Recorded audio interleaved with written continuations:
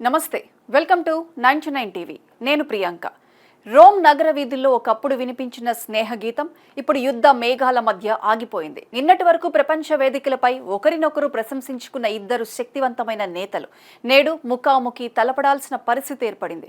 ఒకరు ప్రపంచ పెద్దన్నగా చెలామణి అవుతున్న అమెరికా అధ్యక్షుడు డొనాల్డ్ ట్రంప్ అయితే మరొకరు ఐరోపా రాజకీయాల్లో తనకంటూ ఒక ప్రత్యేక ముద్ర వేసుకున్న ఇటలీ ప్రధాని జార్జియా మెలోని.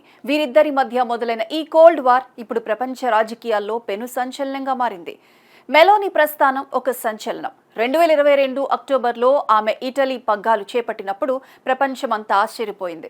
ముఖ్యంగా డొనాల్డ్ ట్రంప్ రెండోసారి అధికారంలోకి వచ్చాక వీరిద్దరి మధ్య కెమిస్ట్రీ అద్భుతంగా ఉండేది. ఈజిప్ట్లో జరిగిన గాజా శాంతి ఒప్పందం సమయంలో మెలోనీని ట్రంప్ ఆకాశానికి ఎత్తేశారు. అమెరికా, యూరోప్ మధ్య ఒక బలమైన వారధిలా ఆమెను అభివర్ణించారు. కానీ కాలం ఎప్పుడూ ఒకేలా ఉండదు. పశ్చిమాసియాలో చెలరేగిన యుద్ధ జ్వాలలు ఇప్పుడు వీరి స్నేహ బంధానికి నిప్పు పెట్టాయి. ఇక్కడే అసలైన మలుపు ఇరాన్ యుద్ధంతో మొదలైంది. వార్లో అమెరికా తన మిత్ర దేశాలన్నీ ఖచ్చితంగా తనకు మద్దతు ఇవ్వాలని ఒత్తిడి చేయడం ప్రారంభించింది.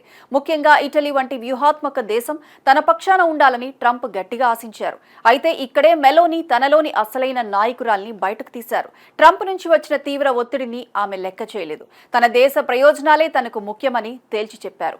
ఇటలీని ఈ అనవసర యుద్ధంలోకి లాగటం వల్ల దేశ ఆర్థిక వ్యవస్థ దెబ్బతినడమే కాదు, ప్రజల ప్రాణాలు ప్రమాదంలో పడతాయని ఆమె భావించారు. ఇది కేవలం యుద్ధం కాదు, ప్రపంచానికి ఒక పెద్ద సంక్షోభమని ఆమె కుండబద్దలు కొట్టారు. అంతేకాదు, ఏప్రిల్ 14న ఆమె తీసుకున్న ఒక నిర్ణయం ట్రంప్ ను షాక్ కు గురి చేసింది. ఇజ్రాయెల్తో ఉన్న రక్షణ ఒప్పందాన్ని ఇటలీ రద్దు చేసుకుంటున్నట్లు తెలిపారు. మిత్రదేశం అనుకునే ఇటలీ ఇలాంటి నిర్ణయం తీసుకోవడం ట్రంప్ కు అస్సలు మింగుడు పడలేదు. ఈ మంటల్లో మరికొంత నెయ్యి పోసినట్లుగా పోప్ లియో వ్యవహారం తెరపైకి వచ్చింది.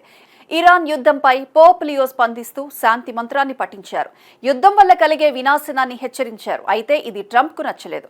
పోప్ కు అసలు విషయం అర్థం కావడం లేదని, ఆయన ఈ విషయంలో జోక్యం చేసుకోవడం తగదని ట్రంప్ ఘాటుగా వ్యాఖ్యానించారు. ఈ కామెంట్స్ ను మెలోని తీవ్రంగా తప్పుబట్టారు. ఒక మత పెద్దపై అగ్రరాజ్య అధ్యక్షుడు అలా మాట్లాడడం సంస్కారం కాదని ఆమె ఖండించారు. ఇది ట్రంప్ ఆగ్రహాన్ని కట్టలు తెంచుకునేలా చేసింది. ట్రంప్ తనదైన శైలిలో మెలోనీపై విమర్శలు చేస్తున్నారు. ఆమెలో ధైర్యం లేదని, మధ్యధరా ప్రాంతంలో ఇంధన భద్రతను కాపాడటంలో ఫెయిల్యూర్ అయ్యారని ఆరోపించారు. ఒకవేళ ఇరాన్ తలుచుకుంటే ఇటలీని కేవలం 2 నిమిషాల్లో పేల్చేస్తుందని సంచలన కామెంట్ చేశారు. హార్మోజ్ జలసంధి ద్వారానే ఇటలీకి చమురు అందుతోందని, అలాంటిది ఆ మార్గాన్ని రక్షించుకోవడానికి యుద్ధంలో చేరకపోవడం అవివేకమని ట్రంప్ విమర్శించారు. ఇక్కడితో ఆగకుండా ఇకపై యూరోపియన్ దేశాలు తమను తాము కాపాడుకోవాలని, అమెరికా సైన్యం ఇతరుల కోసం ప్రాణాలు అర్పించబోదని స్పష్టం చేశారు. ప్రస్తుతం ఈ ఇద్దరు నేతల మధ్య మాటల యుద్ధం క్లైమాక్స్ కు చేరుకుంది. అగ్రరాజ్యం అడుగులకు మడుగులొత్తే కాలం పోయిందని, దేశ సార్వభౌమత్వమే ముఖ్యమని మెలోని నిరూపిస్తుంటే తన మాట వినని దేశాలకు రక్షణ లేదని ట్రంప్ హెచ్చరిస్తున్నారు. ఒకప్పుడు అత్యంత సన్నిహితంగా ఉన్న ఈ ఇద్దరు మిత్రులు ఇప్పుడు పశ్చిమాసియా సంక్షోభం పుణ్యమా అని ప్రత్యర్థులుగా మారిపోయారు. మరి ఈ రాజకీయ పోరు ఎటు దారి తీస్తుంది?